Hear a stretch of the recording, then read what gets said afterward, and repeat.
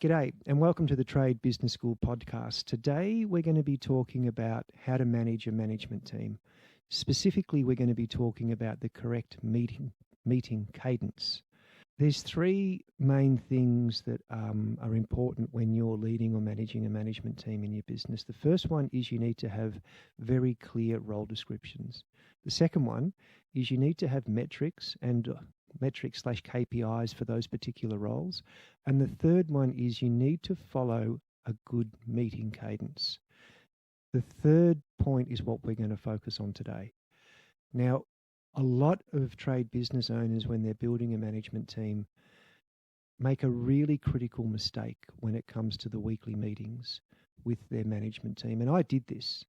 And if I reflect back on when I was growing my business, I was around at the $3 million level, and I'd heard somewhere that you needed to be having weekly meetings with your management team. So I was doing that, kind of. We didn't really have an agenda.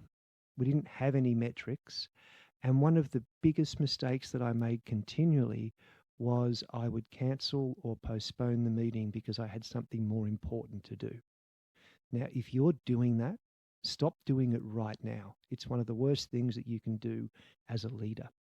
Quite often, you will feel that you're too busy because you've got emails to respond to, or you've got quotes that need to be done, or you've got a site visit that you need to attend, or you've got a new client meeting that you want to go to. But the most important thing that you should be doing every month, every week, and every morning huddle is attending those meetings so that you're giving your managers the time they need. Now, you think about it from their perspective. If you're one of those leaders who's continually cancelling meetings at the last minute, what message does that send to them? What do they start thinking of you? They will start thinking that you don't value their time, so why should they value your time? If you don't value their time, they're going to stop valuing the time of the people that they manage and some of the clients that they deal with. So it's imperative that if you're the leader of this business and you've got a management team, that you show up when you said you were going to show up. If you're not doing it, stop doing that today and start showing up when you said you would. Start attending the meeting. Start making these meetings the number one most important thing that you do every week or every month. So now that you've got that message, what is the best way to manage a management team when it comes to meetings? The best meeting cadence that I came up with is what I'm going to explain to you now. I'm going to give you an overview of what we used to do. And then once you've got the overview, I'm going to drill down into every single meeting, explain the who, what, where, and how, and even give you an agenda for how it works. So the first meeting of the year, the first main meeting of the year, is the annual planning session. You have one of those a year. Then you're going to have 3 to 4 quarterly reviews. Sometimes you don't have the fourth because it's the end of the year, or you're going to be doing it in January when you're doing the annual planning session. You're going to have 12 monthly meetings, and you're going to have around about 40 weekly meetings. Now, I know you're going to say, but there's 52 weeks in the year. Why aren't we having 52 weekly meetings? The reason for that is the monthly meeting is actually the weekly meeting with a slightly different agenda. It's not an additional meeting. On top of the weekly meeting, you are going to have a whole bunch of morning huddles. You have a morning huddle for every single day except the day that you have the weekly meeting. So to sort of spin that around in a way that makes a lot more sense is you're going to have an annual planning session in January. You're going to have a morning huddle every single day of the week, except the day you have the weekly meeting. You're going to have a monthly meeting on the first week of a new month, but this is just replacing the weekly meeting you would have normally had. Then you're going to have a quarterly review at the end of each quarter. If all of that seems like a lot to take in verbally, we're going to have a link down the bottom of this podcast that you can click on, and you can actually download a document that's going to list this out, make it a little bit easier to understand. It's also going to list out a lot more detail around what each meeting looks like. So if we have a look at what each meeting looks like, we'll start with the annual planning session. Now, for my clients, this annual planning session is something that we do together, and it takes between 3 to 6 hours depending on the business. But if you've got a management team, I strongly suggest that your annual planning session is done over a weekend. You find somewhere nice to go, you take them away. It serves two purposes. The first purpose is you get to do a review of the previous year and plan the goals for the current year.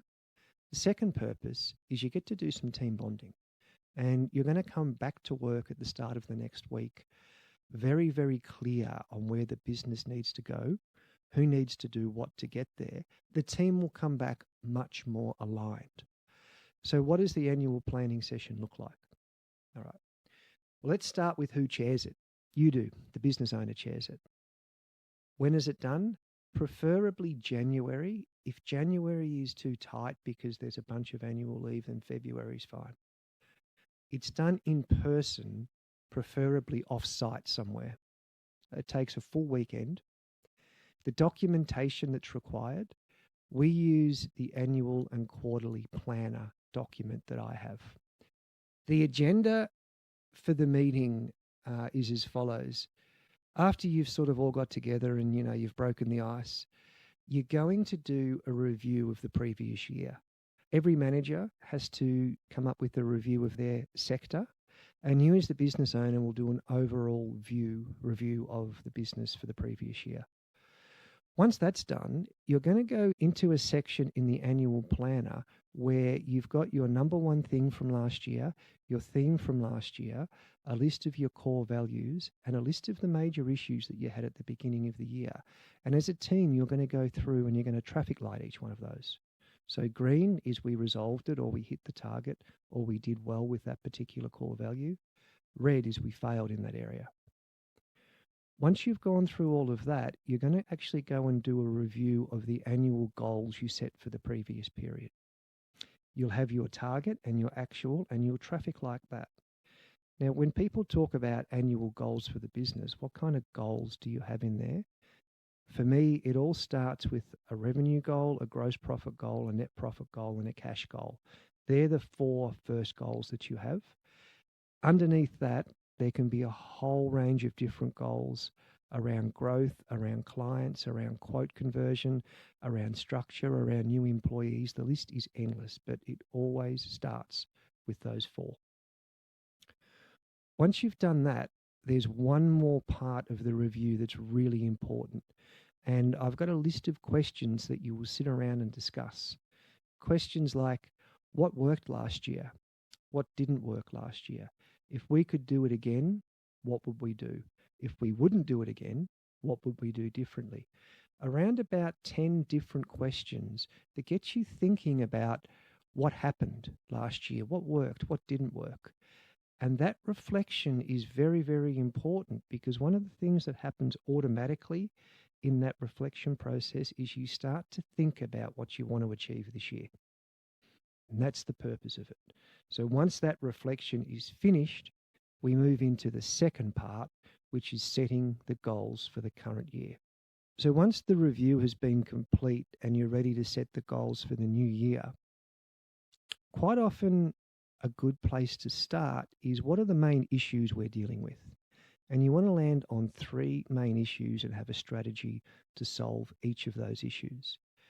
Once you've done that, that can affect the goals that you want to set for the current year that you're looking at. So that's when you go in and you set the goals. Like I said previously, start with revenue, gross profit, net profit, and cash, and then any other goal under that you think might be worthwhile for the business that year. Once you've set all of those goals, then you need to go in and you need to strategize on how you're going to actually achieve those goals. Once the strategy is set, then you need to review all of the KPIs across your business sector to realign them to the new goal for that year. Once you've done all that, there's 2 more things to do. Number 1, commit to the number 1 thing for that year. And number 2, come up with a theme that attaches to that number 1 thing and to the goals that you've set. once we finish with the annual planning session and we're back into the normal running of the business for the year, we're going to have a morning huddle. Now, I actually think the morning huddle is the most important meeting that you have. As the name suggests, it's held every morning except the day that you have the weekly meeting. Who chairs it? Probably not the owner, probably not you. Pick somebody in your business that is really good with keeping time, that's really structured, because this person is going to make sure that the people that are in the meeting don't waffle on. Where is the morning huddle held? It's held online. Who's it with? The entire management team, and it lasts for 5 to 10 minutes. This is not a long meeting. It's meant to be short, sharp, and concise. There's no documentation required. And the agenda that I recommend is mention anything of importance or interest from yesterday, what you're working on today, and any issues that you have. One of the big do's with the morning huddle is you must be specific. And a big don't is don't waffle on or try to solve any of the issues that are coming up. So to give you an example of what that might look like, if I was the estimator in this particular business and it was my turn in the morning huddle, I would say something like, an update on something important that happened yesterday. I had a meeting with XYZ regarding the tender that we submitted last month, and I've got some good news. They've given us the verbal go-ahead. That particular project, about a $1.2 million project, they're sending the contracts through today. So, boss man, I'd like to have a chat with you either tomorrow or the next day once I've reviewed the contract so you can have a look at it also. Make sure you're happy with it.